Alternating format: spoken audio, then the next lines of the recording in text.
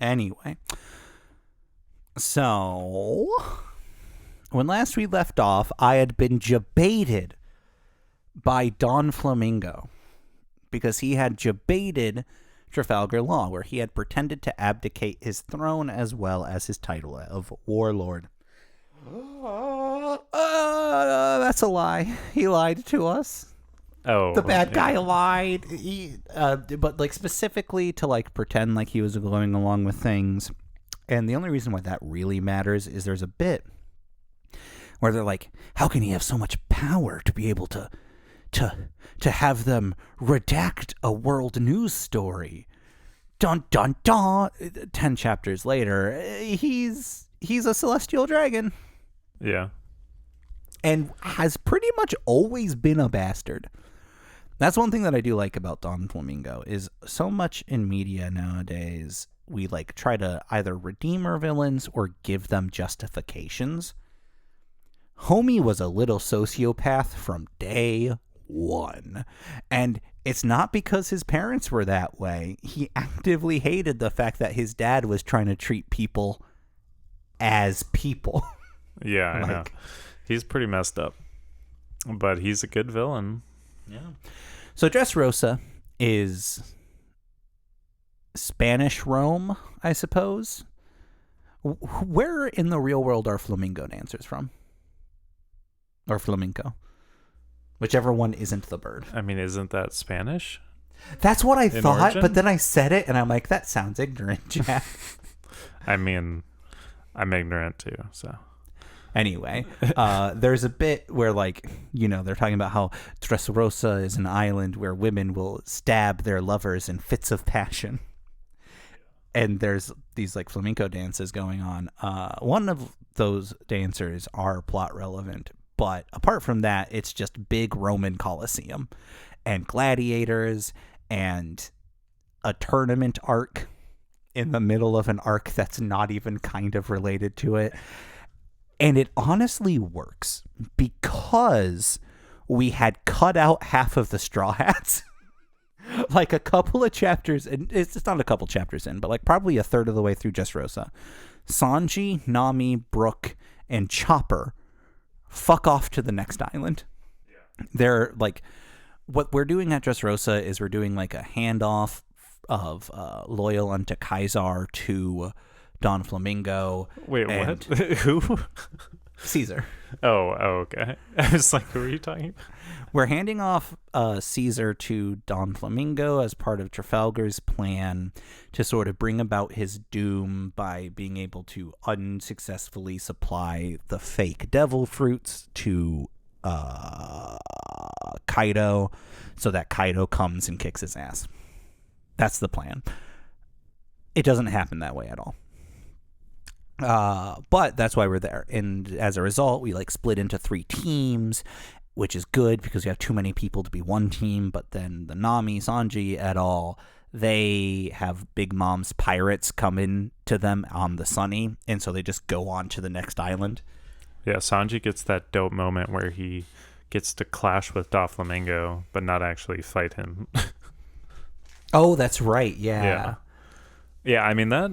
I forgot about that. I do like that introduction of Doflamingo, like, because isn't that like the first time he does anything when he like goes to the meetup with Law and Fujitora? Yeah. Oh, and you got introduced to the new admiral. What do you think of Fujitora? I like him a lot. I think his accent is confusing because I think he's supposed to be like country bumpkin samurai. Yeah. And so he speaks it, or he's written in like a Texan accent. But I like him. I like him a lot. So in the last episode, I had mentioned that, wow, after all of these like abdications and fuckery with the warlord system, surely the public has to not believe in the warlord system anymore. And what's his name? Fujitora. Fujitora's whole thing is, wow, the Navy's really been fucking things up and is really immoral. Do we really got to keep all this around? And so he's kind of on side for a lot of Dressrosa. And one of the things that he talks about is how he wants to undo the warlord system because it lets things like Dressrosa be an island of slave labor and absolute wildin'. His power seems a little busted. He can call, like, it seems like he's a gravity boy. He, like, summons meteors from the sky, and it's real good. The fact that there's an interesting bit where he's kind of like the blind swordsman kind of archetype, and it doesn't show up pretty much ever. There's a bit where we see, like, from his perspective, like, it's black, except there's, like, splashes of color in humanoid silhouettes where people are. So I don't know if that's, like, sensing life force or, like, what that is. I mean, I don't know if they ever explain it, but it could be observation hockey is the implication. I don't know, could be. But there's a bit where he's like, where he and Luffy are squaring off. They had met, they'd gotten along earlier before either of them knew who the other one was. And Luffy, while he's fighting him, is going, "I'm going to punch you now," or "now I'm going to kick you." And basically he goes, "Don't you dare pity me. I lost my eyes for a reason. I closed these eyes on purpose." So something cool happened, I guess. But after, like, Luffy does some more interactions and the people of Dressrosa are just, like, super on sides for Luffy, he has this moment where he's like, "Oh, well, maybe I closed them too soon, because I'd love to see the face of the future king of the pirates." So yeah, I love that moment. Yeah, I just had a thought, like, I could literally just, like, ask you what you thought of certain parts.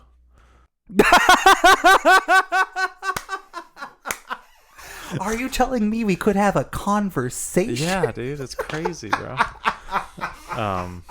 But more so because I feel like we have fallen into the rut of, like, you know, just kind of what's the word? Start to finish, I bitch about it well, no, just like giving too much of a synopsis.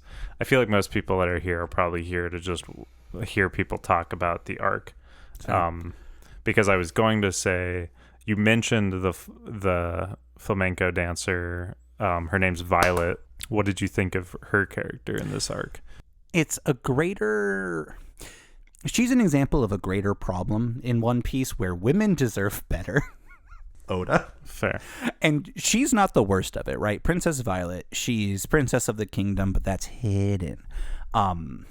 She's part of Don Flamingo's crew because she's, like, trying to, like, you know, get in good. Like, Flamingo violently usurped the last king. So she's, like, biding her time to, like, do a thing. She's kind of like the Nami in a sense to, like, she's like the Nami to Arlong Park, or to Arlong, you know, because, like, she kind of became a part of the enemy's crew because it was, like, one of her only ways to try and, like, help the country ultimately. Yeah, I get that. Not that necessarily, like, changes anything. Yeah, I was about to say, I don't think that they draw that parallel, but I guess that is there. She's the woman in particular. They're talking about how she's so passionate that she'll stab her lovers. Sanji goes after her in a big way. In a way that I actually really like. Like, again, Sanji's fine when he's just simping.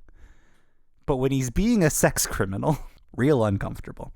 But yeah, he's just simping after her. And basically, she's, like, setting him up to, like, go down to Don Flamingo. And she's like, "You can't be this stupid. You are letting this happen to you after a certain point." And he's like, "Yeah, because I saw you crying and I will never doubt the tears of a woman." It's an okay moment for Sanji. I think she's fine, but the problem is she and her sister, Rebecca, also secret princess. Rebecca deserves so much better. Fair. Violet's done okay. She gets sort of sidelined and delegated, and everyone else solves her problems for her, which is very unfortunate. Rebecca doesn't wear clothing for 95% of the pages she's on. She's in a chainmail bikini, but honestly, Jesus Christ, first edition distraction bonus be damned. She's wearing less chainmail bikini than most chainmail bikinis that you see. It is disgusting. But she's also set up to be this, like, gladiator. She's, like, we have hints that she's using observation hockey.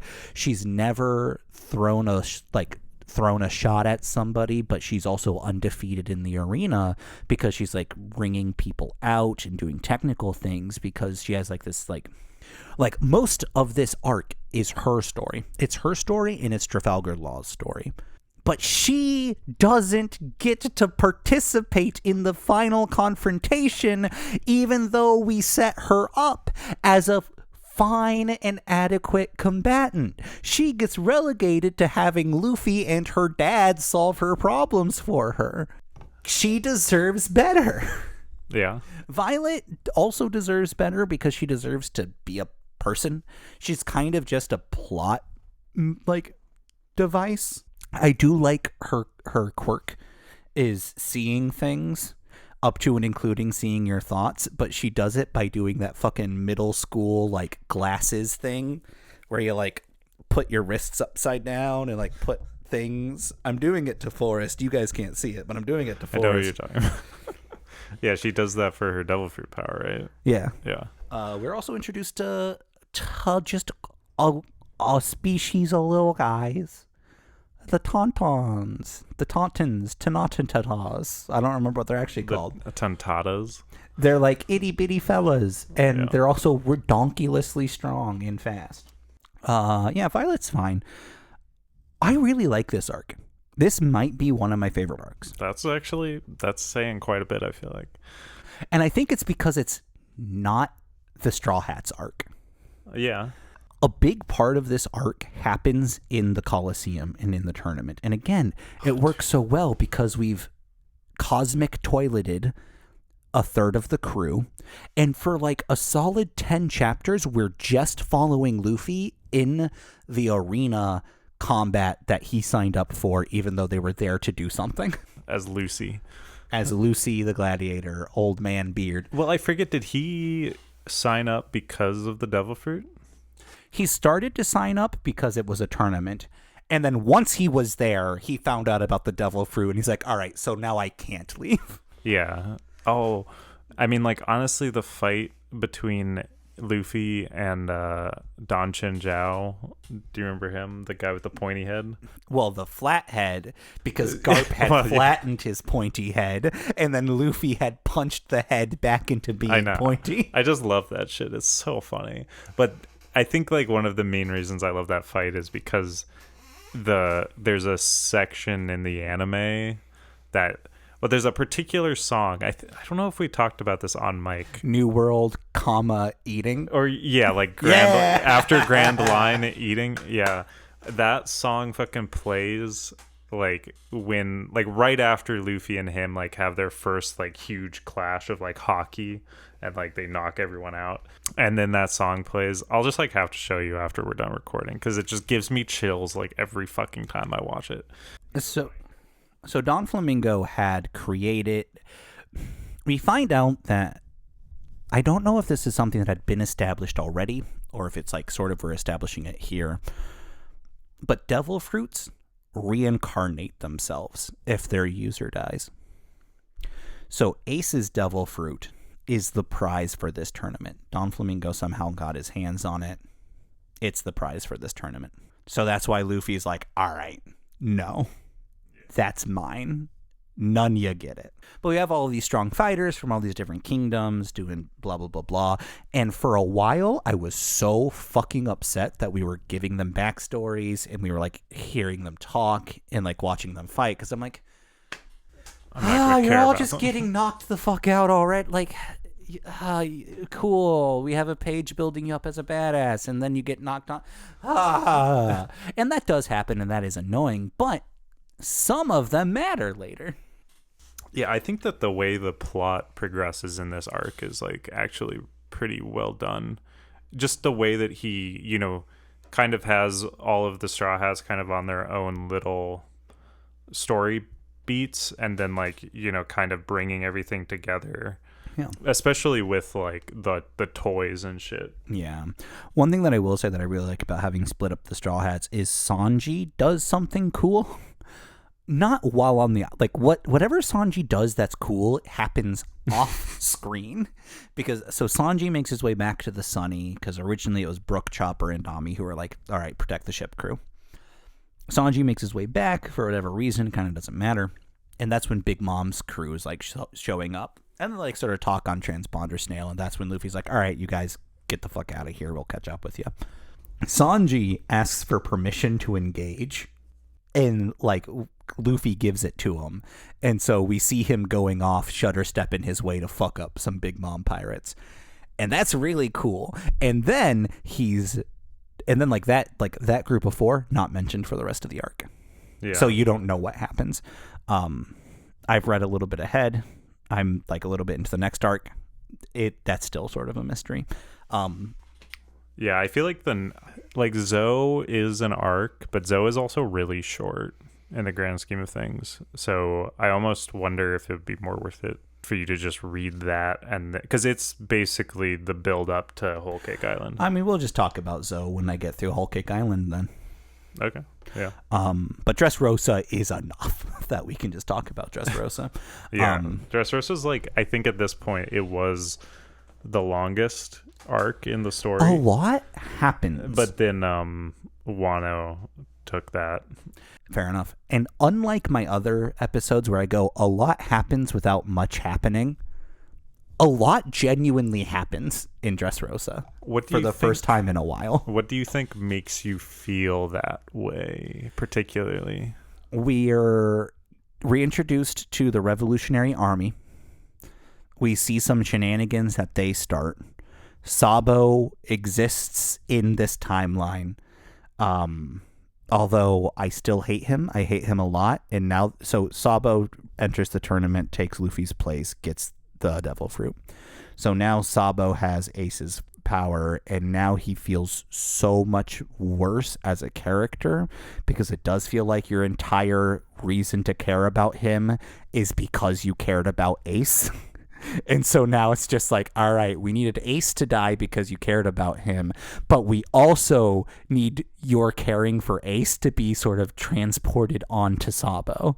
I mentioned that that's how the flashback felt after Ace died, but now that Sabo has the fruit and it's just sort of been like usurped as like Luffy's, because like before we knew about Sabo, Luffy had a brother. Now Luffy still has a brother. Yeah, both of which have had the flame fruit.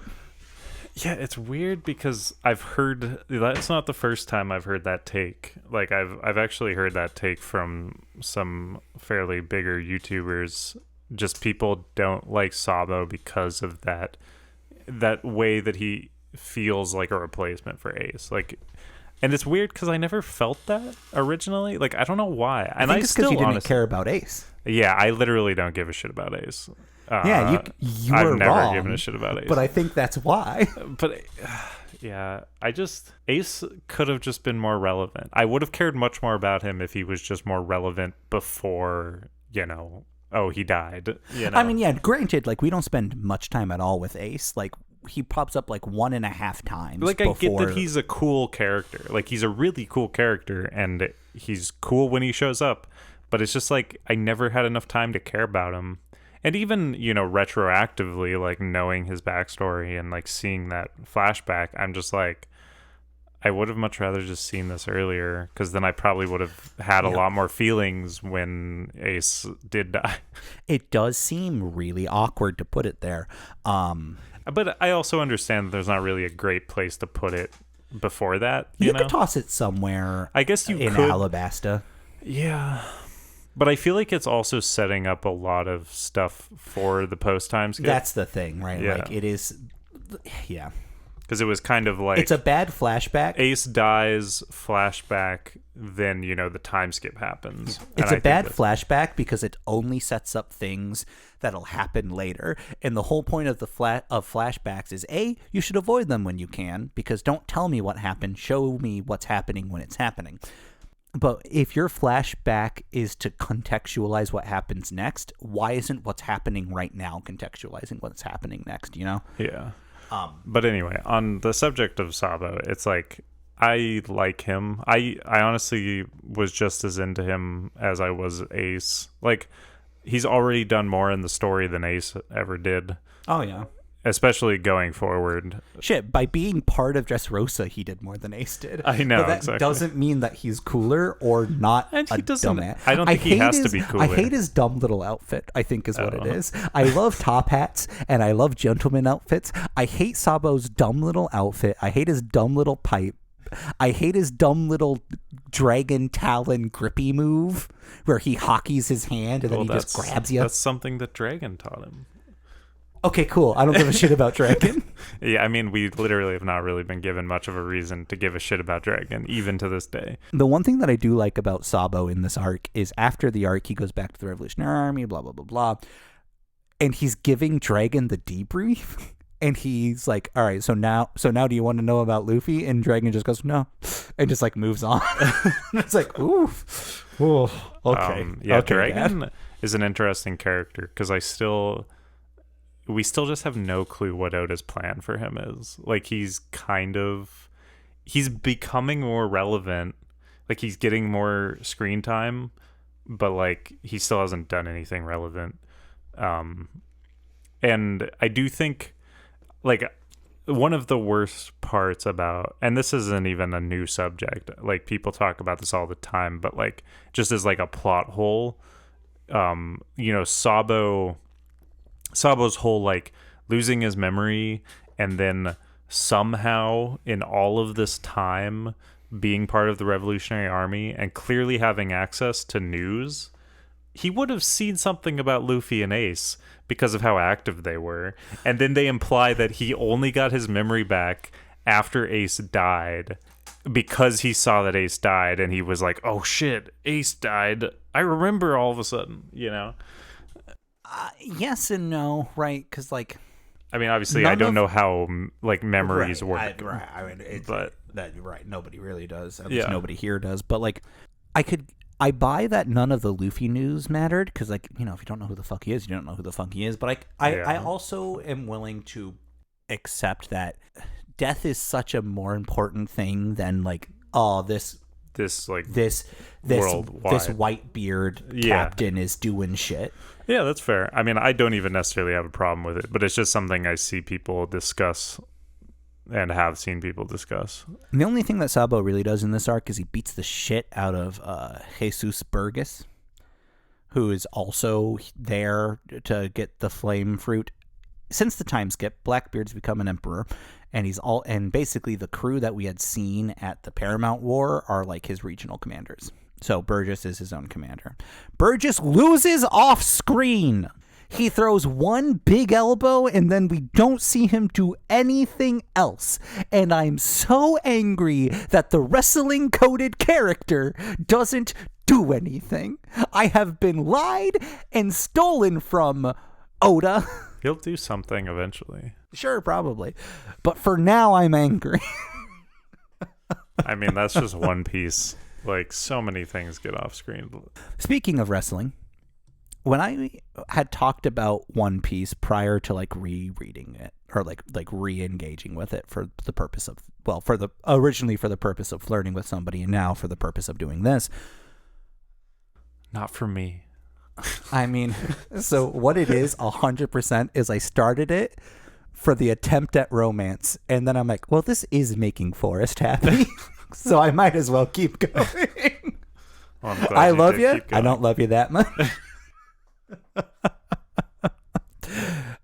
Anyway, one of the things that I talked about people like mentioned Frankie in passing and had mentioned that he's like a manly man. And the person that I was talking to had talked about a man character who dresses up as a baby. Oh, yeah, we haven't even talked about And this. they sort of conflated Frankie with one of the Don Flamingo family members, who is the guy who dresses as a baby. So I thought I would hate Frankie because I thought he'd be dressed as a baby forever. Well, now you know who's dressed like a baby. Just some throwaway villain guy who we like give a sad backstory for in like 2 pages before he loses. Yeah, Senior Pink is a very interesting... Senior Pink's a terrible character. He's so...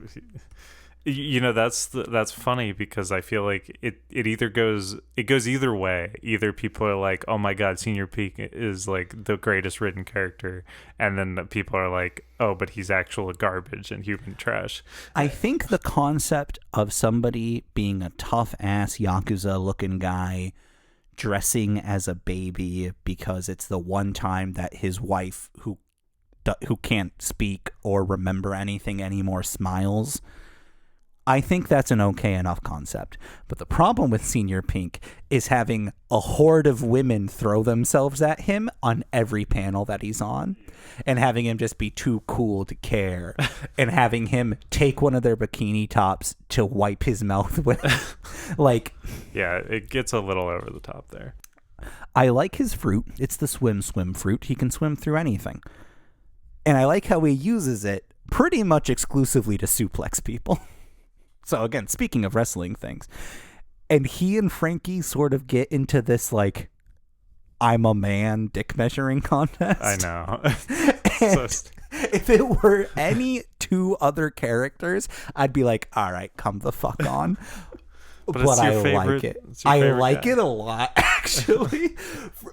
I am a little upset that the one time that Frankie goes off on his own, he isn't given a real fight. He's given this comedy like sideshow. I am upset with that. Like, we could have had him have a legitimate moment here. But the moment that we used with him instead, okay. I'm kind of here for it.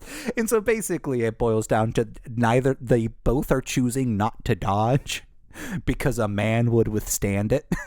Yeah. And so they're just beating trade ultimate blows. And then Frankie wins. Frankie has that bit where, like, aren't there the guards to, like, the fake devil fruit factory? And, like, he just, like, charms them enough that they just, like, let him go. So, yes and no. So, the, like, head warden of, like, the fake devil fruit factory is enslaving all of these tauntauns. And because they're just so trusting, they're just sweet little guys who talk like this, which is super inconsistent, because in some panels, all the R's are W's, and in other panels, nothing's changed, and there's a bunch of R's on the page. That's funny. Anyway, they talk like that. I should hate them more than I do. I genuinely enjoy them quite a bit. Like, the head warden is this, like, big, mean woman. And she's like, what are you doing here? And she's like standing off. And while Mr. Pink is like, oh, he's so gritty, or whatever adjective that they use for it. Like, while he has like the army of women basically going, oh, he's so cool. He's so hard boiled. Yeah, they keep using that over and over again. Like, even with Frankie, they're just like. And so what they do is when Frankie, like, when this like warden basically squares up with him, Frankie goes, and this is one of those bits where it's like, man, if this was supposed to be serious at all, this would kill Frankie as a character, but it's not. So it's still not okay, but it's whatever. Frankie kisses her to get her to shut up, and she goes, like, eek, he's so hard boiled. Yeah. And becomes his fangirl. Terrible moment. Okay, I remember. Yeah, that's what I was thinking about. Yeah. And so then it was just, bros being bros. Don film. Well, any other thoughts on Senior Pink on that fight?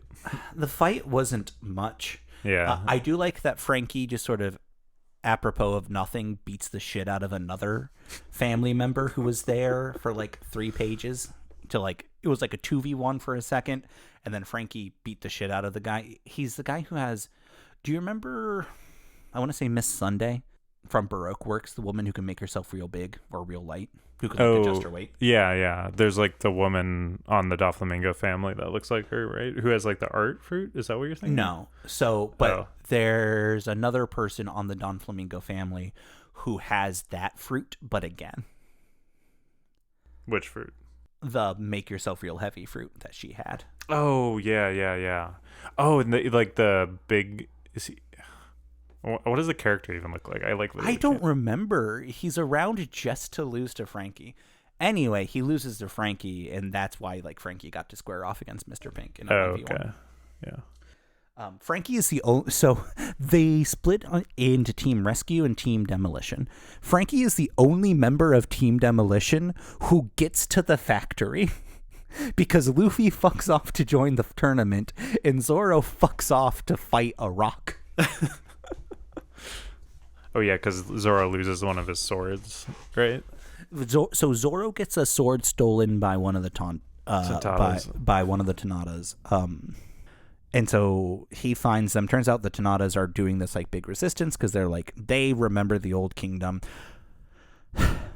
Yeah, I guess we didn't even touch on it. Yeah, this is where we kind of have to contextualize what's happening on the island. Don Flamingo came in and was like, all right, this is mine now.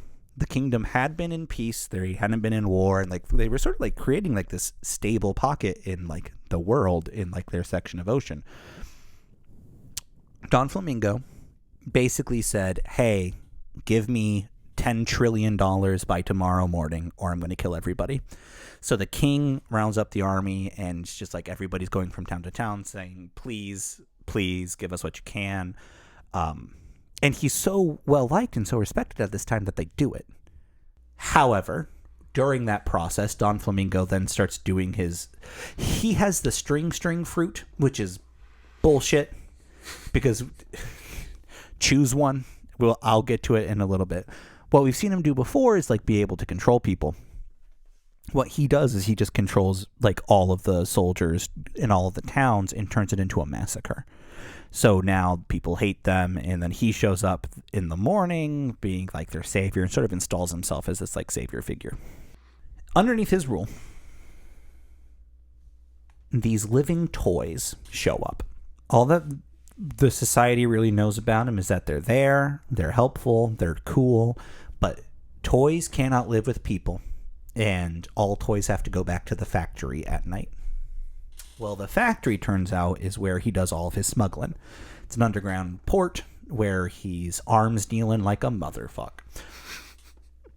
The toys are the result of a devil fruit user who looks like a child, but they mention that they get stuck in like the age where they were when they took the fruit.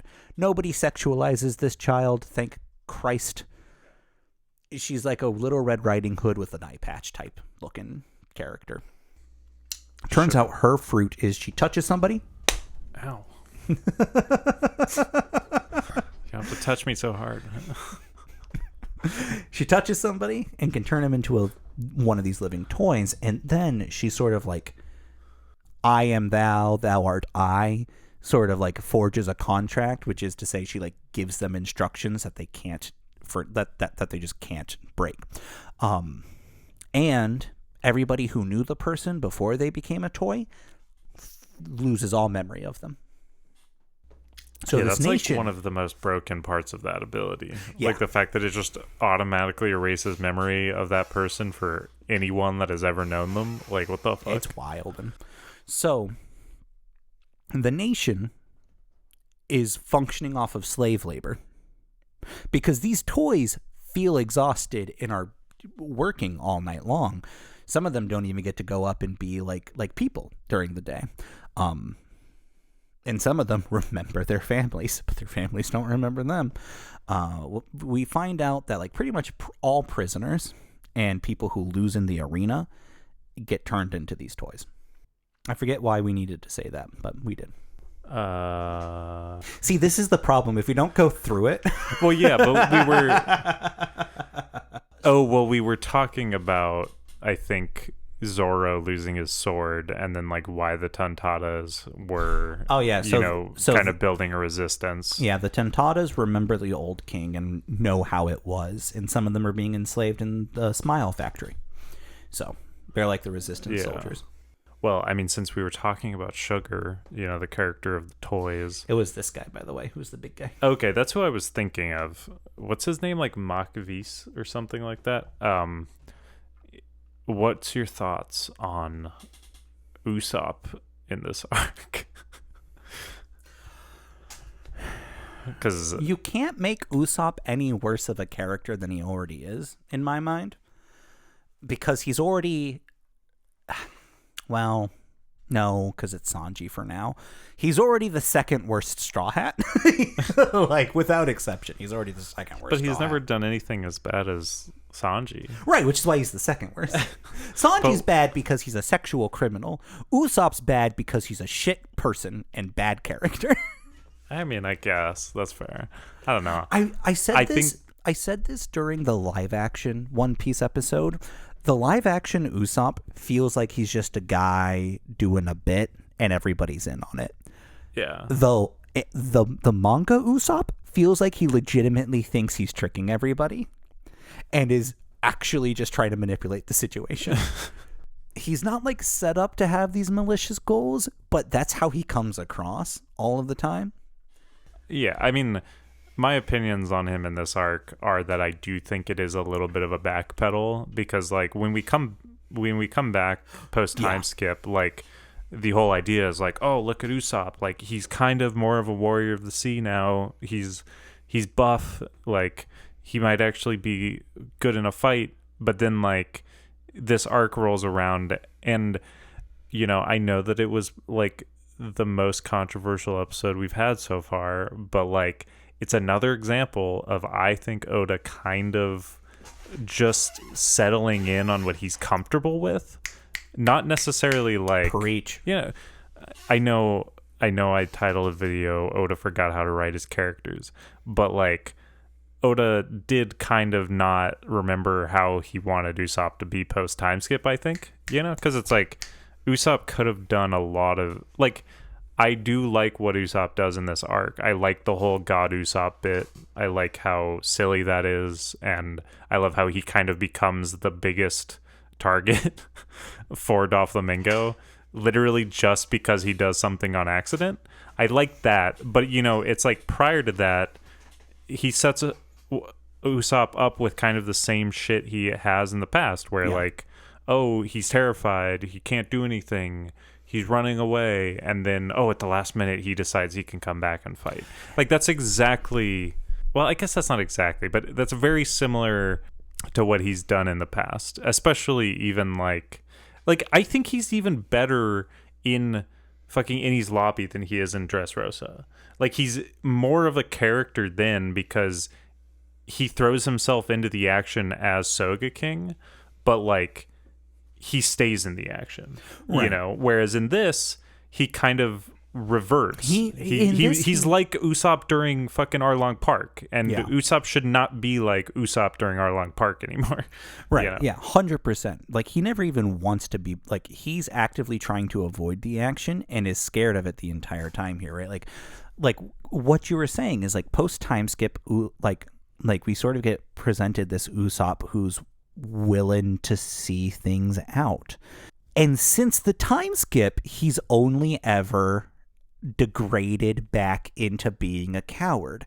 And part of it, I think, is because, like what you were saying, Oda falls back onto what he knows, and what he knows is to have Usopp be in the lower third of the panel chiming in that he's scared for a joke.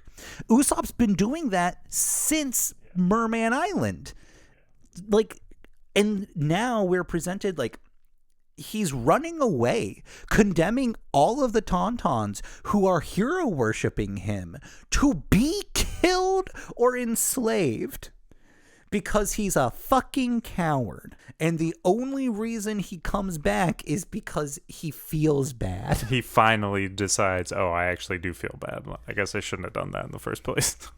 And it's after pages and pages and pages of him just going, all right, I'm a coward still.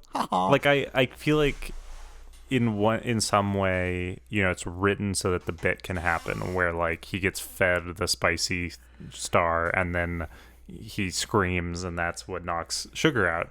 That's a funny bit to me. But it's like that just could have happened. That could have happened, like, because he got his ass kicked. He could have just gotten caught, and then that happened instead of him running away and then coming back. You know, I mean, it is what it is. I do like the conclusion of it. Like, I do think it is funny how, you know, he saves the toys and then they like hold him up and he's just like absolutely just fucked, and then like. he tries to say something, but then they all just misunderstand him. Like, that was funny, but the stuff before it, not as much. 100%. This is Law's arc. Law and Yeah, Rebecca. we Rebecca haven't- being introduced only in this arc. Yeah, we haven't even talked about Law's flashback, bro. Law was from... Okay. I am going to hate every arc that comes after this because our one character who takes things seriously is going to leave soon. What makes Dressrosa work for me is because there's somebody there who gives a shit and is conducive to a rational plot development. Yeah. None of the Straw Hats you can develop a serious plot with because Oda has doubled down on being hee ha ha with them or rule of cool tough guy with them. True, yeah. I think Law is like one of the best characters post time skip. Because he gives a shit Yeah. about literally anything for real human reasons. Anyway, he was from this island. They were farming this like white lead, white gold bullshit. Turns out it's incredibly toxic and gives the people who farm it bonitis from Futurama, basically. Turns out he's got bonitis, and so since like they came through, like the world government came through and killed everyone on the island, or at least so they thought, just killed people to like sort of bury the truth of it. I guess it's kind of unclear as to why they did that. I mean, I think they say that it was contagious, but I think that they learned that it wasn't actually contagious. I think it's like passed down genetically and through exposure from like mining it. I think they knew that it wasn't contagious by the time they were doing that. Well, yeah, and I think that's the point. Is it's just meant to show how evil they are because like they wanted to wipe out this disease, and so they just were like, oh, we'll just discard the island. We'll just kill everyone on it, you know. So Law survives as like a 5-year-old by being at the bottom of a pile of bodies as they're getting carted out of the island. Yeah, it's insane. Which is wild. I mean, people always talk about whether or not this flashback or Nico Robin's flashback, which is darker. Law's. Yeah, I think Law's is darker. Nico's is bad. But the thing about Robin's flashback is the worst of it happens after she gets off her island, right? Yeah. It's the years of people betraying her and trying to kill her as a child. Law starts from that point. You know?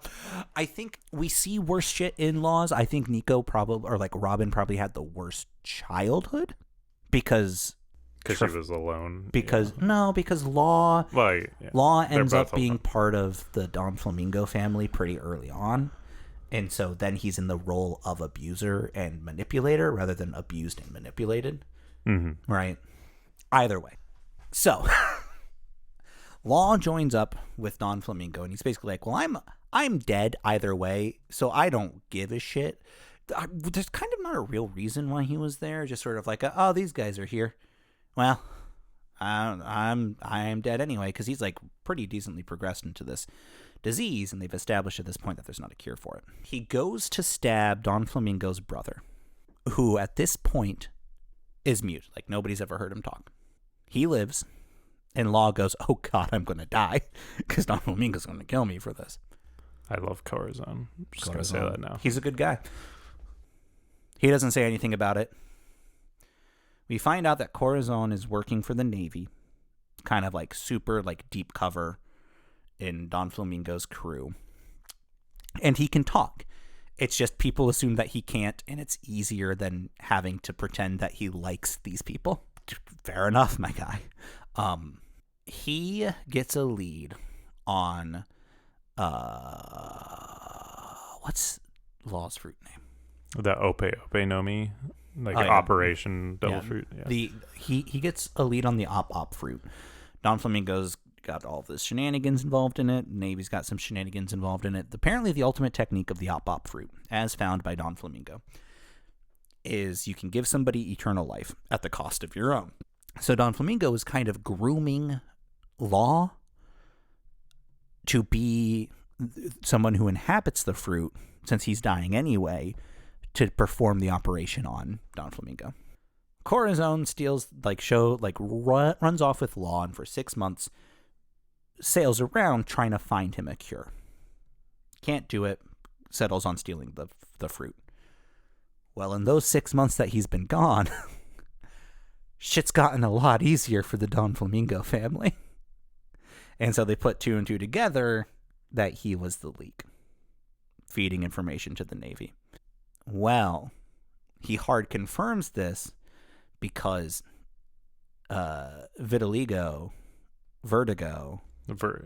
I'm pretty sure it's just Virgo. Yeah, he's like undercover in the Navy. He's undercover in the Navy. So Corazon gets shot stealing the fruit, and he gets back to where he's hiding Law, and Law runs to the Navy. Turns out he runs straight into Virgo. Real big, real sag. Corazon gets fucking shot by his brother, by Don Flamingo. Terrible person, absolutely terrible. Yeah, I do like the juxtaposition of the two of them. You know how like they both grew up the same, you know, but they turned out so vastly different. I mean, Corazon, I don't know, dude. He's one of those characters that I feel like stuck with me more than most, like post their flashback. I mean, maybe that's just because I like Law and I like that he cared about Law so much, but I do think he is a good character. Like, he's trying to teach Law, like, actually just what it means to be cared for, you know? Yeah. He tells him, I love you, and I think he might be literally the first person in Law's life to do so. And so, like, it is one of those things where he is such a cool juxtaposition to Don Flamingo, and he largely just underscores the fact that Don Flamingo is willfully evil. Don Flamingo woke up and chose to be a bastard every day of his life. Anyway, the Dragon's Claw. Sabo. Gear Forests. Yeah, so when shit starts going down, Don Flamingo goes, all right, guys. And by guys, I mean, he like projects himself to the kingdom. He's like, all right, guys, I could have done this at any time, but fuck these straw hat people, am I right? And basically sets what he calls the birdcage on all of Dressrosa, which is an impenetrable wire work of his strings that's slowly contracting, cutting and destroying literally everything in its path. Yeah, his strings are like indestructible. His strings are indestructible. His strings start knitting his organs back together. His strings control other human beings. He can tie his strings to clouds, and that's how we see him flapping around. He can literally just like fly. Basically, he doesn't even have to worry about a ship of any kind. Yeah, no, his devil fruit is one of those. Oda, stop. You're lying to yourself or me, and I don't care which at this point. I mean, yeah, I think Doflamingo. I mean, I do think that with each new villain, you know, Oda clearly tries to come up with a devil fruit that's like absurd to an extent, you know, because it's like the only reason Luffy struggles with Doflamingo ultimately is because he can like cinch his fucking organs back together with his strings, you know. Like, Luffy would have won after that first, like, major hit. Law would have finished him. I know, dude. Like, before Luffy even got engaged with the fight. Love that scene where Law is, like, on the ground and he's like, all right, this is it. I'm gonna die. And then, like, Luffy just fucking, like, stops Doflamingo's foot. Yeah. That scene also is dope in the show. Just because every time there's, like, a Conquerors hockey, like, clash like that, it's, like, super fucking dope. But yeah, then like I love when Law like swaps himself out with Luffy so that Luffy can get that Red Hawk in. Like, that's so good, dude. Like Law's Devil Fruit is so good for combat because he can Law's Devil Fruit is also broken as fuck. Like, Law, I feel like, should have been the one to defeat Doflamingo, you know? Wow, why? Because Doflamingo's related to his backstory? Because he's the one who had the plan to confront him in the... Wow! What a novel idea that would be. I know, but Luffy always has to be the one. That's just the unfortunate reality of this being a shonen manga. Like, if this wasn't a shonen manga, bro, like, and he just could do whatever the fuck he wanted, I mean, don't get me wrong. Like, I'm sure Oda just absolutely loves Luffy as a character. I love Luffy as a character, and, like... I love Lucy. I do love Lucy as well. The Lucy in this arc. I understand that Luffy's the main character, and, you know, most shonens just suffer from main characteritis where, like, they have to have that character win. But it's like there's so much shit nowadays that doesn't have to be that way and isn't that way. Like, even, like, fucking... I don't know. I was going to use Chainsaw Man as an example, but Chainsaw Man is so vastly different because it's not like your average battle shonen. It's usually just a battle shonen issue. But yeah, I just wish that Oda could, like, get off the whole, like, Luffy has to be the victor high horse. Most of the fights in Dressrosa honk. Like, in a good way? No, they okay. honk. They can go kick rocks. What, you don't love Zoro getting flung across the fucking island and then cutting a giant rock in half? Okay. I love that. So one of the people who were fighting in the tournament, one of his special moves is a cannonball throw. And Zoro's like, ah, shit, I'm not going to make it in time. Throw me. He straight up Gimli's, you have to toss me. And the guy goes, are you sure about this? This isn't designed for the safety of the person being thrown. And he's like, well, we don't got time for me to do anything else. And that bit was very funny. Zoro. So one of Don Flamingo's fellas has the ability to merge with stone. And the stone that he's merged with can merge with more stone. So by the time he and Zoro are squaring off, he is the size of multiple... Like, he is the largest thing that we have ever seen in the show. Giant cathedrals and coliseums are literally specks on his body. Yeah, he's like half the island. Zoro just keeps cutting him into progressively smaller pieces after that having not worked earlier. And it's kind of a nothing way of finishing things. But I mean, he realizes that he can trap him in the air. I mean, like, it didn't work earlier because he realized, oh, Pika can move into the ground. But he makes sure to cut the whole fucking thing in half so that he can just keep Pika off the ground and then just, like, whittle away at him until he doesn't have anywhere to go.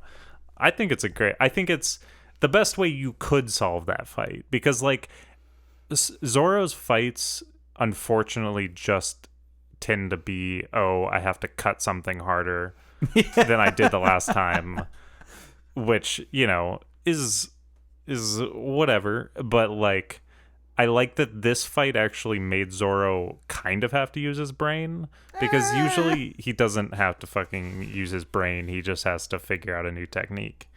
The problem is, ultimately, it boils down to, rather than cut things harder, I have to cut things faster. So it's different than cutting things harder. It's still dumb and awful. And it's not the fault But it's epic. I don't know if I should look at you in this moment or if I should look at your hundreds of Zoros. It's not the fault of Zoro in this moment that this fight sucks. It is the fault of Oda having made Pika out to be this big, unstoppable force, and then realizing that he has to stop this force. You know? I mean, that's just the problem he kind of runs into all the time. You know? Because the more you try to make things a spectacle, the harder it is to resolve things in a reasonable manner, you know? Yeah. Everything wraps up. So Luffy's getting the upper hand because he's gone Gear 4, the Bounceman. Honestly, I liked it a lot more than I thought I would. He's gone Bounce Man. I mean, I like Gear 5 more than it, but... I'll have opinions when we get to Gear 5, I'm sure. But he doesn't have... So, Gear 5... uses Gear 4. I'm sorry, I confused you. Gear 4 uses his haki to super compress his limbs so that, like, the kinetic energy of, like, releasing them again is that much greater, right? But because of all of the fighting, once he gets his first solid hit in against Don Flamingo, he doesn't have enough energy to keep the haki going to finish it.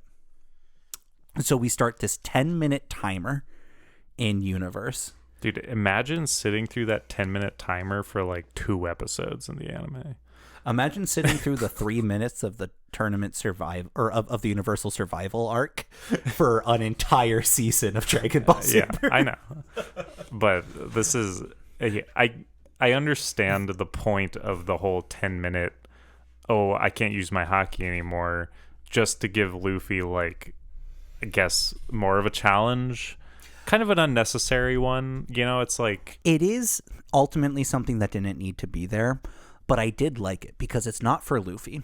It's not to make what Luffy did cooler. It's to give all of the characters that we spent so many chapters introducing something to do. Though the nation rallies behind Luffy, they basically start stalling Don Flamingo.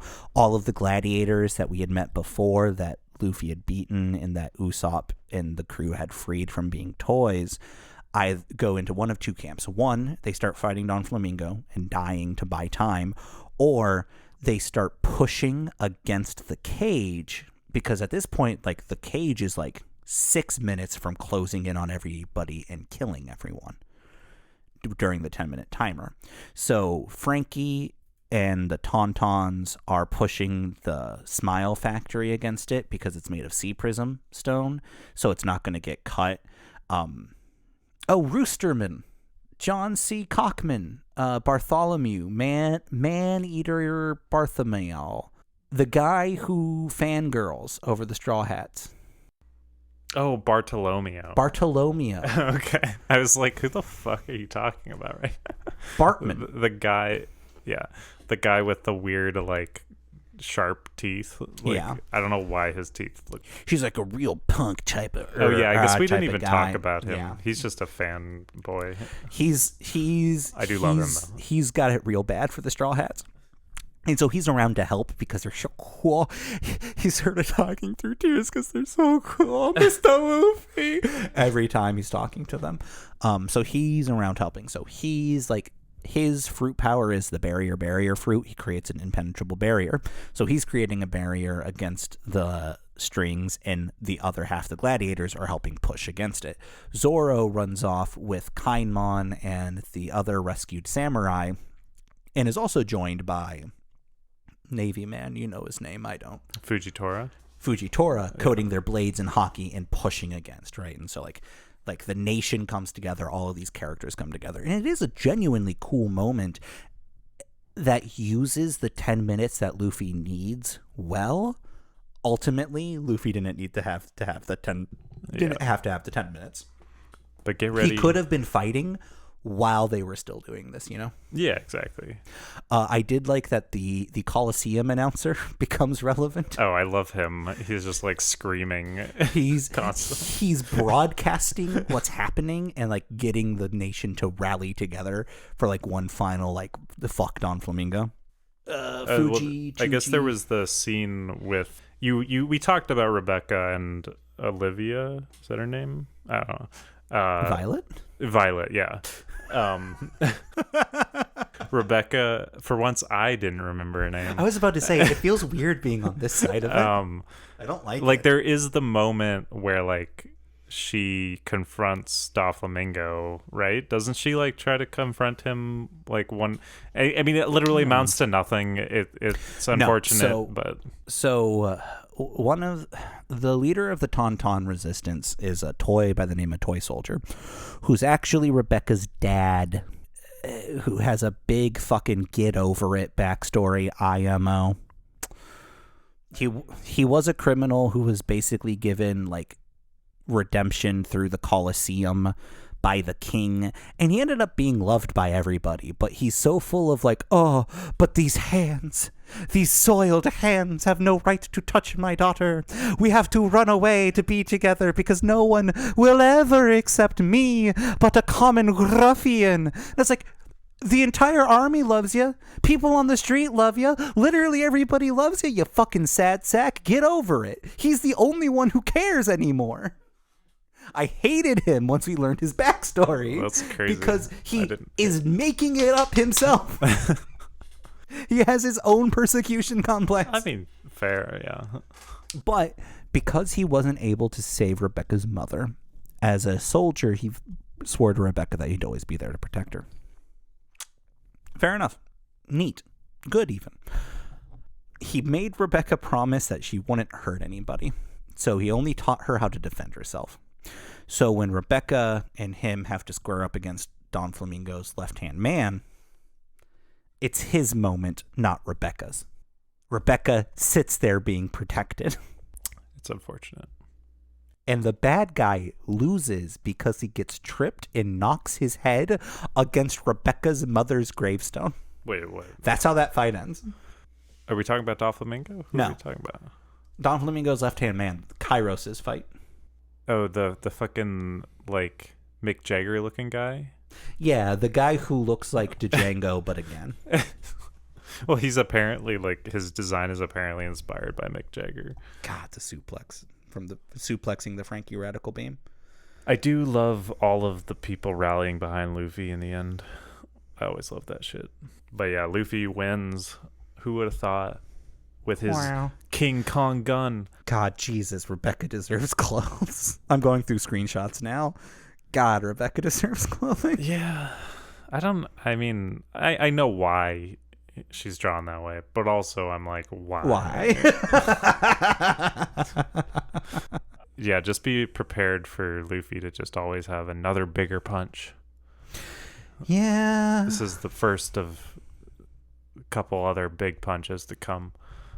Frankie has a pompadour in this arc, which makes me very happy.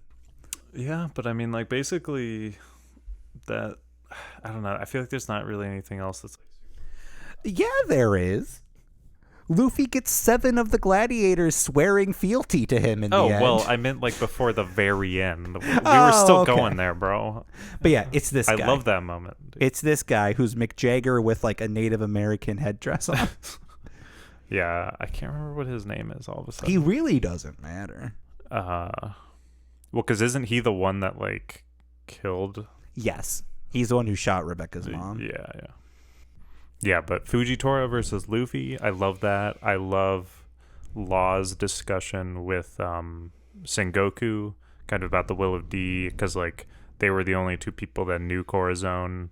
Like Law kind of, this is I think when Law decides like, oh yeah, my goal is going to be to like learn what the fuck the deal is with the D initial. Oh, we also have a fucking redemption arc for this guy. Oh, Bellamy. Yeah, Bellamy gets a random ass redemption here. Yeah, he's his inclusion makes sense just because like the first time we ever saw Doflamingo was him dealing with Bellamy like way back when, like right before Skypiea. Do you remember that?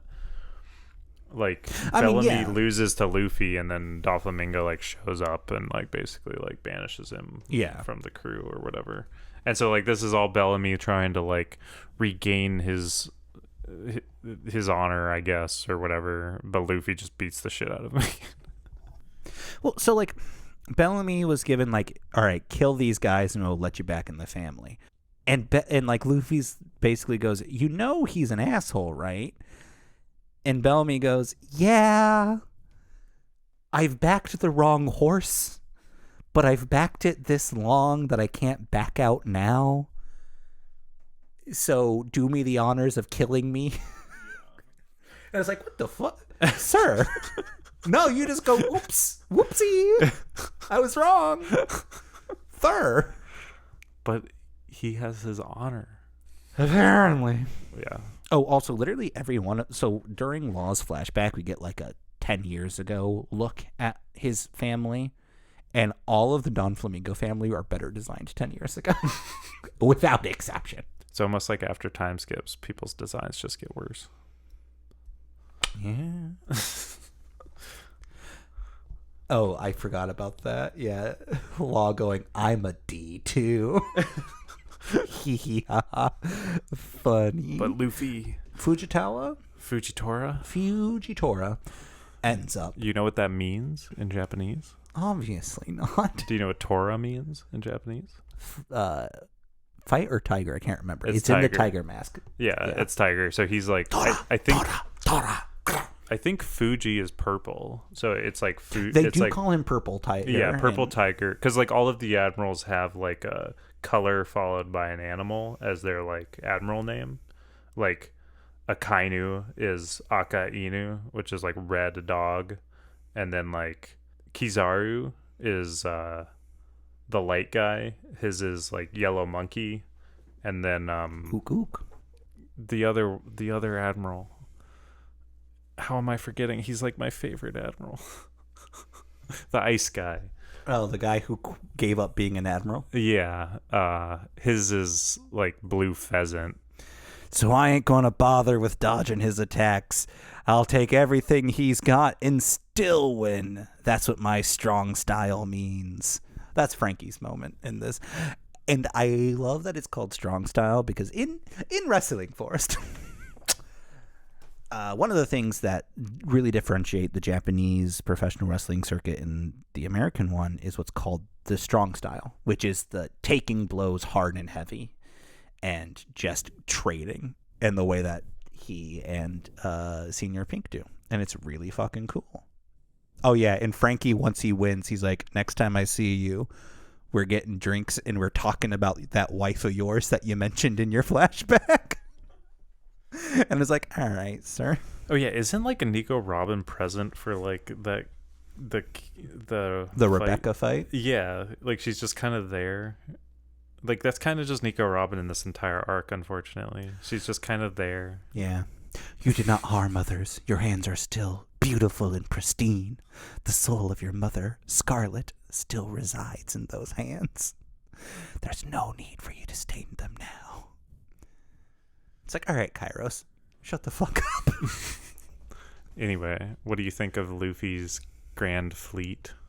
Yeah, so Purple Tiger decides to let the dice decide when he's going to take in the Straw Hats. And for the first 2 days, it rolls ones. And one was the number that he said, all right, if it's a 1, I'm not taking them in.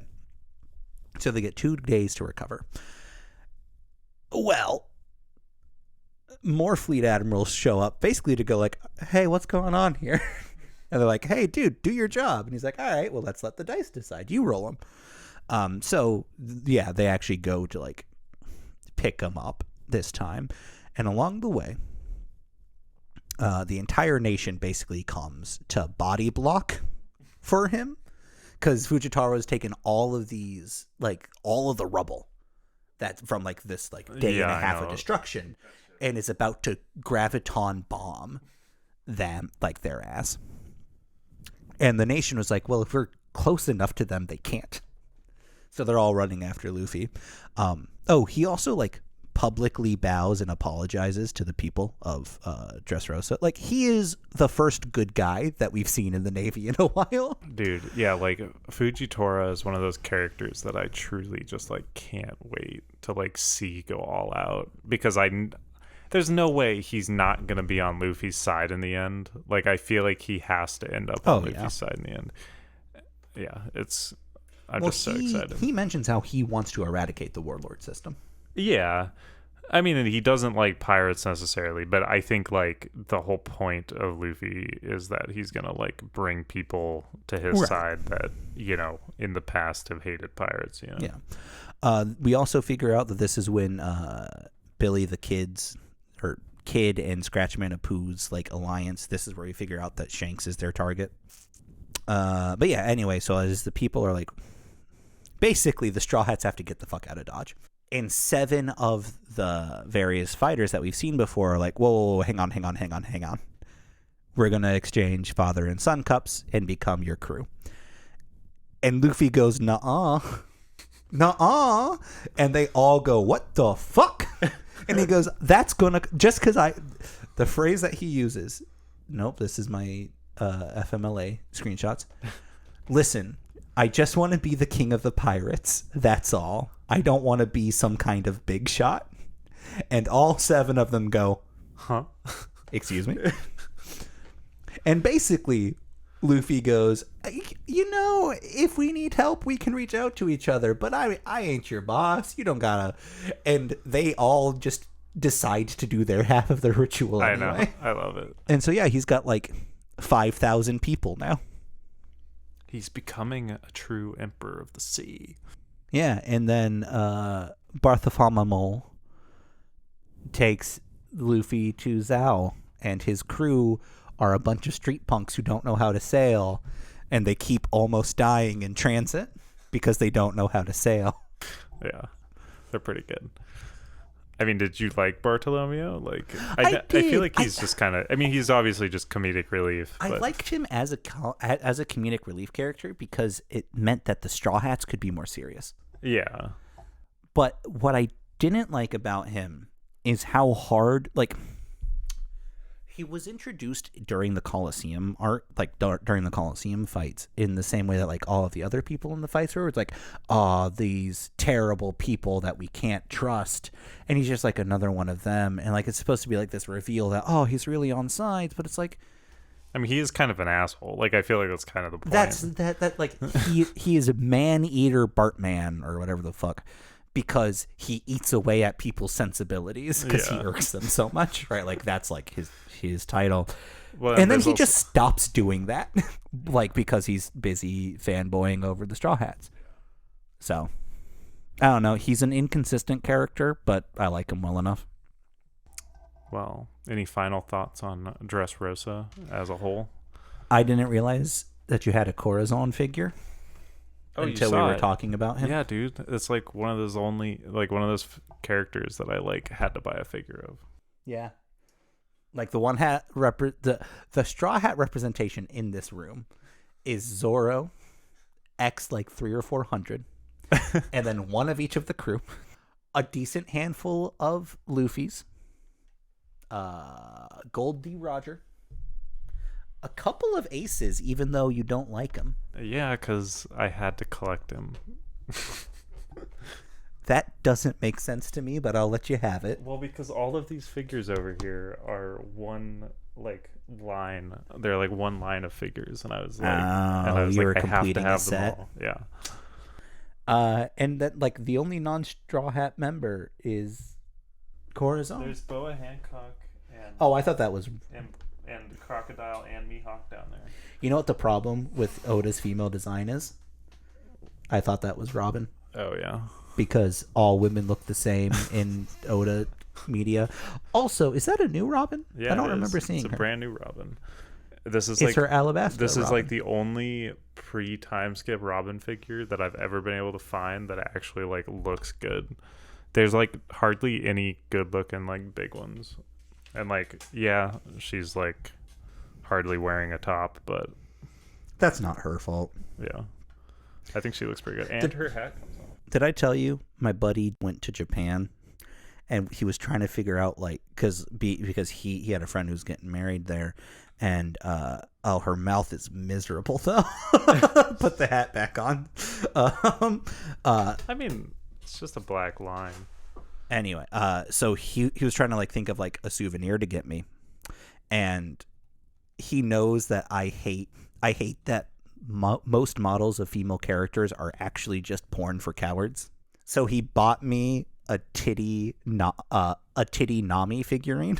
Oh, I think you told me about that. Yeah, because he knows that since it was a gift, I can't get rid of it. So he has saddled me with a tits out Nami, and it makes me aggressively uncomfortable. I mean, could be worse, I guess. My home decor is a metal poster of wrestlers. And then a tits out Nami. Well, no, and then just shelves of knickknacks in like treasure chests. And then Nami. No, Nami hides in the closet. Oh, okay. Behind my Christmas decor. I'm not getting rid of her, but I also pretend like I'll have guests over one day. And I know. I've never even been over to your apartment, bro. Yeah. I know beyond a shadow of a doubt, I will forget where she is. Because if I see her enough, I'll normalize it and I'll forget that she's out. And then I'll have somebody over. And then they'll just be like, all right, I'm going to go get a drink from the kitchen. Jack, why are there titties in your fridge? And I'll be like, I don't know, man. It's a good question. Anyway, Dressrosa slaps. I'm glad you like Dressrosa, honestly. Yeah. I was surprised. I mean, like, I do think it is one of the stronger post-timeskip arcs. I think I like Whole Cake Island more than it. I don't like... The final fights about Dressrosa and Whole Cake Island are kind of, like, they're all right. The climaxes are, like, really the only things that matter, ultimately. But be prepared for a fight that's even longer than Doflamingo versus Luffy. Oh, I'm sure. I think, like, the start of Dressrosa, I was like, all right, this is whatever. And then we started the arena fighting, and I'm like, okay, why are we doing this? But because we spent, like, 10 chapters straight of just Luffy in the arena, I was able to get swept up in it. And don't get me wrong, while I was reading it, I'm like, I don't give a shit about any of these people. And so at the time, I'm like, all right, this is bad. But the way that they came back later in that moment, I'm like, okay, I'll forgive those sins. I mean, I think that that's one of Oda's strong suits, personally, is he always has a way of introducing characters, you know, that you don't really have a reason to care about, and then kind of, like, making you care about them later, which I think some authors, like, really struggle with. Hey, Forrest, do you care about carrot, celery, and pepper? The three little boys that idolized Usopp? No. Well, they're not characters that he's made us care about.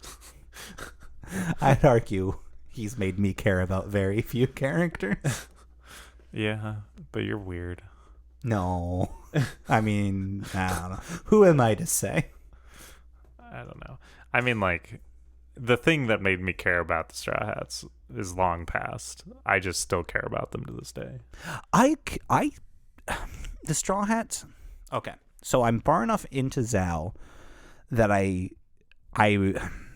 mentioned in the Fishman Island bit that the structure moving forward is going to be introducing characters who are related to the island, and it's their story that we watch because we've already watched the Straw Hats have their bit, right? That's really going to start wearing on me pretty soon here.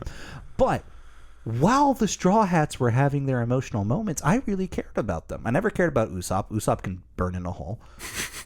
I cared about Sanji and his arc. I cared about Nami and her arcs. I never really cared about Zoro. He was always just sort of around. Yeah, I cared about Chopper. I still do. Chopper's my little guy. I love him. Like, I cared about all of them in their arcs, with the exception of Usopp and Brook. Brook can also die in a hole, although I guess he can't because he has the death fruit. He's already dead. He's already dead? I hate myself. Hey, it's not the worst part of Brook. No, it's like the only not. good part about him, in my opinion. My favorite part about Brook is how much Binks's brew slaps. Yeah. He's He's one of the only crew members during Whole Cake.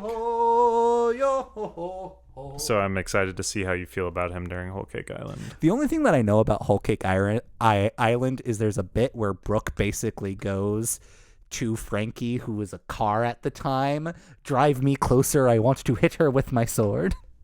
And I'm so excited for the moment that Frankie runs over Big Mom. That's not until Wano.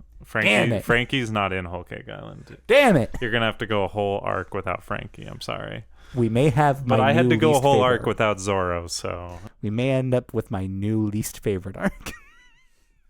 It's one of my favorites. Frankie carries a lot of these chapters, I'm not going to lie. Yeah. Well, we'll see. We'll see. Frankie wore a suit jacket. This is going to be the Sanji focused arc, so this is going to make you decide if you hate him even more or if you like him. I think this will make you like him more, but... The problem is, he's beyond the point of redemption. For you, maybe. Yes. I don't care about other people's opinions because I live in my head. It's my opinion that I have to hear all the time. Yeah. You have to hear my opinion once a week. I'm stuck with it forever. Yeah. Anyway. That was a long one. Yeah.